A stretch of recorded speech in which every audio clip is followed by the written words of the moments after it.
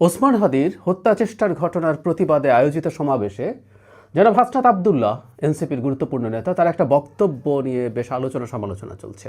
তিনি ভারতের সেভেন সিস্টার্সকে বিচ্ছিন্ন করে ফেলার হুমকি দিয়েছেন। এটাই আমার মূল আলোচনার জায়গা। তার আগে জনাব মাহফুজ আলম, সদ্য পদত্যাগকৃত উপদেষ্টা, তার একটা মন্তব্য নিয়ে আমি আসলে একটু কথা বলতে চাই। আসলে আমাদের এই আলাপটা করতে হবে, আমরা এই ধরনের সমাবেশে কতটুকু বলতে পারি, আমাদের কি কোনো রেড লাইন আছে সেই ব্যাপারটা নিয়ে। যারা মাহফুজ আলম বলছেন আমাদের গায়ে হাত দেওয়া যাবে না, একটা লাশ পড়লে আমরা কিন্তু লাশ নেব, অত সুশীলতা করে লাভ নেই, কারণ অনেক ধৈর্য ধরা হয়েছে। এটা নিয়ে আগে একটু কথা বলি। তিনি যখন বলছেন এই ধরনের ক্ষুব্ধতার কথা, ক্ষুব্ধতার যৌক্তিক কারণ আছে, এটা আমরা যে কেউ মনে করি, আমরা প্রত্যেকে ক্ষুব্ধ। দুঃখ যেমন আছে, কষ্ট যেমন আছে, তেমনি একই সাথে আমাদের ক্রোধ আছে, ক্ষুব্ধতা আছে। ওসমান হাদিকে হত্যা চেষ্টা নিয়ে আমাদের মধ্যে এই ধরনের অনুভূতি তৈরি হয়েছে। সো মাহফুজ আলম যেভাবে বলছেন যে সুশীলতা অনেক হয়েছে, তার মানে হলো এই রকম যে এখানে যেহেতু একটা হত্যা হয়েছে, আমরা লাশ পেয়েছে, আমরা আরও লাশ নেব। আমরা খেয়াল করবো এই ধরনের বক্তব্যকে খুব হালকা পলিটিক্যাল রেটরিক বলে উড়িয়ে দেওয়া উচিত হবে না, কোনোভাবেই উচিত হবে না। আমরা এর মধ্যেই খেয়াল করছি সমাজে একটা অস্থিরতা তৈরির চেষ্টা হচ্ছে, বিশেষ করে আওয়ামী লীগের বিরুদ্ধে। আমরা শেখ হাসিনার পতন এবং পালিয়ে যাওয়ার পর অনেকেই বলেছি, আমার প্রথম ভিডিও যেটা ছিল শেখ হাসিনা পালিয়ে যাওয়ার পর, প্রথম ভিডিওতে বলেছি যে আমাদের প্রথম এবং প্রধান কাজ হবে আওয়ামী লীগের ব্যক্তির ওপরে, তাদের কোনো প্রতিষ্ঠানের ওপরে, ঘরবাড়ির ওপরে কোনো রকমের অন্যায় হামলা যেন না হয়। আমরা আওয়ামী লীগের বিচার চেয়েছিলাম, বিচার চাই। কিন্তু যেটা হয়, এই ধরনের ঘটনা যখন ঘটবে, ওসমান হাদির উপরে হামলার মতো, আমাদের সেই পুরনো ক্ষোভ জেগে উঠবে, ক্রোধ জেগে উঠবে। এগুলো আমাদের ইনবর্ন ইনস্টিংক্ট, সাইকোলজি ভাষায় ইড বলে, এগুলো আমাদেরকে প্ররোচিত করে। এবং আমাদের ইডের মধ্যে আরেকটা আছে প্রতিশোধ পরায়ণতা, ভেঞ্জেন্স। আমরা চাই প্রতিশোধ নেব, এগুলো আমাদের মধ্যে আছে। কিন্তু এগুলো উস্কে দেওয়াটা কোনো কাজের কথা হতে পারে না এইরকম একটা টার্বিউলেন্ট টাইমে, একটা ভলেটাইল টাইমে, এত অস্থির একটা সময়।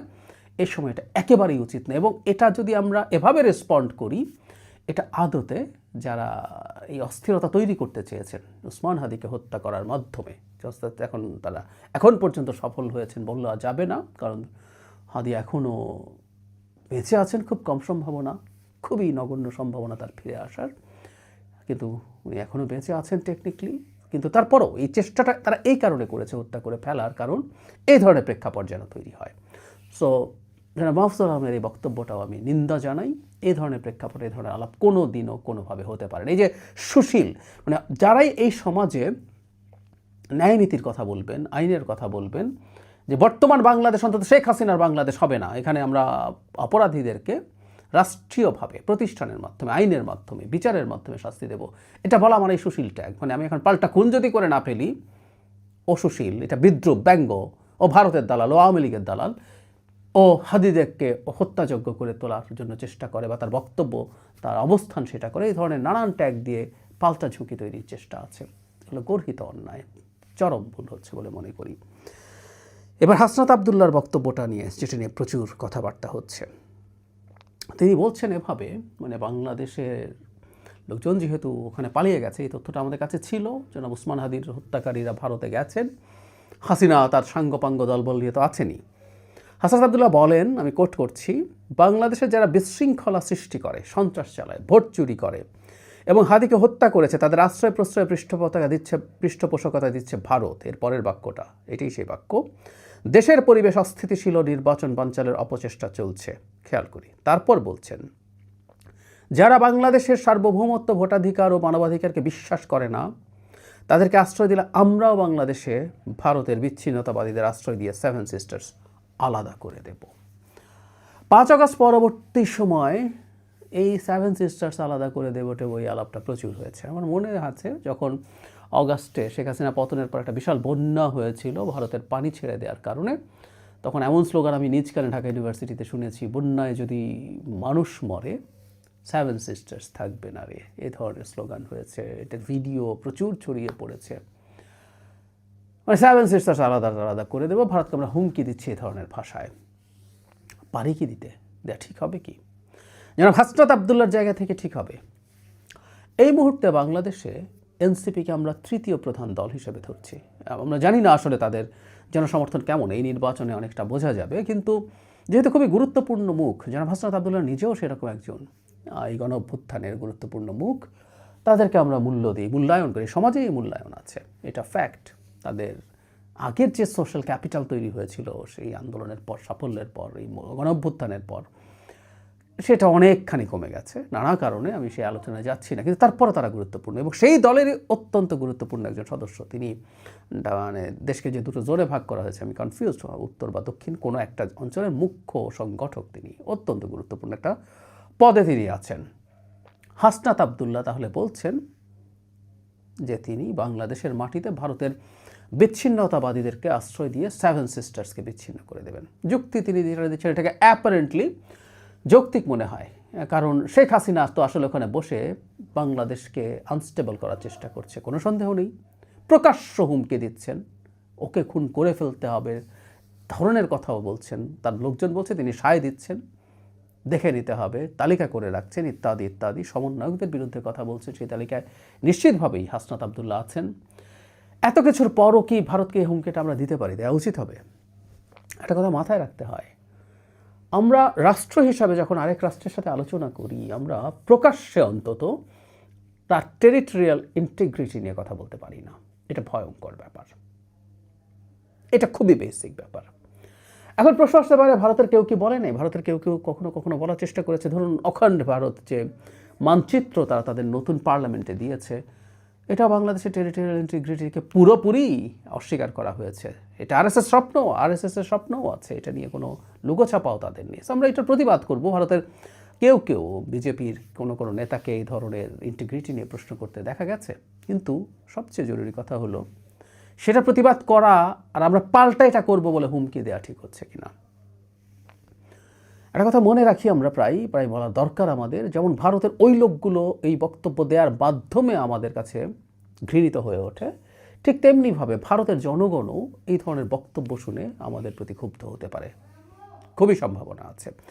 মনে রাখবো, আমরা ভারত রাষ্ট্রকে, ভারতের জনগণকে আমরা আসলে শত্রু ভাবনা করতে চাই না।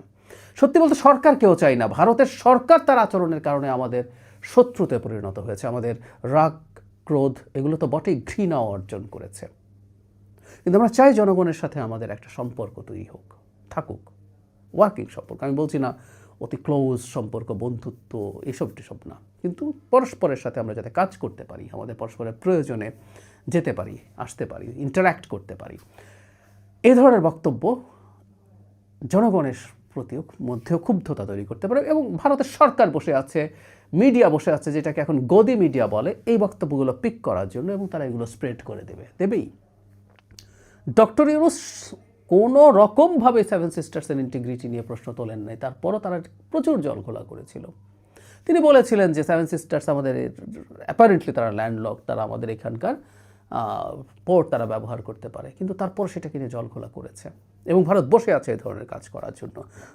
এবং একটা কথা মনে রাখতে হবে, বাংলাদেশের মাটি থেকে যত বেশি ভারতের বিচ্ছিন্নতা, ভারতের টেরিটোরিয়াল ইন্টিগ্রিটি, তার যে ভূমি সেটার কোনো রকম ভাগ হয়ে যাবে, সেটার কোনো অংশ আলাদা হয়ে যাবে, এই ন্যারেটিভ যদি বাংলাদেশের মাটিতে ক্রমাগত হতে থাকে, এই বয়ানটা ভারতের তার পারপাস সার্ভ করে। বাংলাদেশে ভারতের প্রতি একটা শত্রুভাবাপন্ন সরকার তৈরি হয়েছে।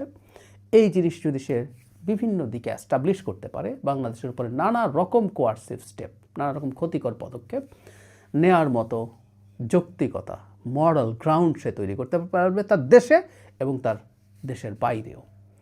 অত্যন্ত অত্যন্ত ভুল বক্তব্য যেন হাসনাত আবদুল্লাহর। আমরা ভারতের সব কিছুর পরও বাংলাদেশের এখন এবং ভবিষ্যতের প্রত্যেকটা রাজনৈতিক দল যারাই ক্ষমতায় আসবে, তাদের এই একটা জিনিস দ্ব্যর্থহীন ভাষায় নিশ্চিত করতে হবে যে ভারতের টেরিটোরিয়াল ইন্টিগ্রিটি নিয়ে কেউ কখনো কিছু করবে না। একসময় বাংলাদেশের মাটি থেকে এগুলো হয়েছে বলে অভিযোগ ছিল, কিন্তু ভারতকে এই আশ্বস্ত করতে হবে। আমাদের মনে রাখতে হবে, এত বড় একটা সুপার পাওয়ারের পাশে বসে তার যদি যে অংশটা নিয়ে, তার তো এটা আসলে খুবই স্ট্র্যাটেজিকলি সমস্যার জায়গা আছে, তার স্ট্র্যাটেজিক একটা চোখ পয়েন্ট আছে। আমরা এখন সবাই চিনি এটা শিলিগুড়ি করিডোর, যেটাকে চিকেন স্নেক বলে আমরা সহজে বুঝি। সেটা এই দুর্বলতার কারণে যদি সে ক্রমাগত হুমকির মধ্যে থাকে, সে বাংলাদেশের উপরে যে কোনো রকম কিছু করার জন্য ছাপিয়ে পড়তে পারে। আমি বলছি না তাতে খুব সফল হবে, এখনই সে এটা করবে, কিন্তু কখনো না কখনো তার এই ধরনের প্রেক্ষাপট তৈরি করার চেষ্টা করতে পারে। জনাব হাসনাত আবদুল্লাহকে সংযত হতে হবে, জনাব মাহফুজ আলমকে সংযত হতে হবে। একটা কথা মনে রাখতে হবে যে রাজনীতির মাঠে দাঁড়িয়ে জনসভায় আমি পলিটিক্যাল রেটরিক বলে সব কিছুকে জায়েজ করে ফেলতে পারি না, এটা উচিত হয় না। বরং এই ধরনের বক্তব্য থেকেই ঘৃণা ছড়াতে থাকে, এই ধরনের বক্তব্য থেকেই সমাজে অস্থিরতা স্প্রেড করে। ভারতে এগুলো আমরা ভুরি ভুরি দেখেছি জনসভায় যখন এই ধরনের বক্তব্য দেওয়া হয়েছে। সুতরাং একটা রেড লাইন থাকা উচিত বলে মনে করি। আমার ক্ষোভ, রাগ, ঘৃণা থাকার যৌক্তিক কারণ আছে, কিন্তু দায়িত্বশীল জায়গায় থেকে দায়িত্বশীল কথা বলা খুবই জরুরি।